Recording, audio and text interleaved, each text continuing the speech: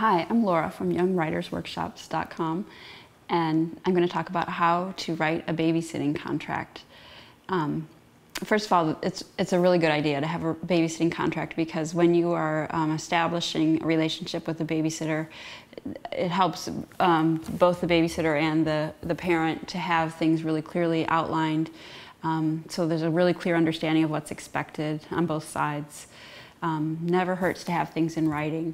So some of the things that you really want to include in your contract are the rate, so that everyone's clear on exactly what the hourly rate or weekly rate, however you're choosing to pay.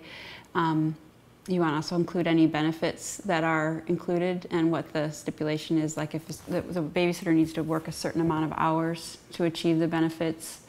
That should all be written out in the contract. Be sure to think about any other expectations besides taking care of the child. For example, if you want the babysitter to do a light cleaning, or just to make sure that the house is back the way it was before she arrived, or if you expect her to do dishes and some laundry, make sure that all of those expectations are really clearly written out. Other things to consider are what happens if someone is ill. For example, if the babysitter's sick, what happens? Or if your child is ill, does the babysitter get paid? Or is it a day off? Any expectations about things like that need to be written out, so that over time you know exactly what to expect.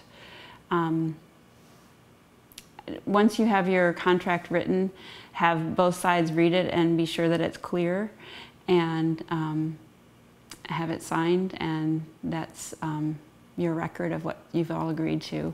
So those are some ideas about how to write a babysitting contract.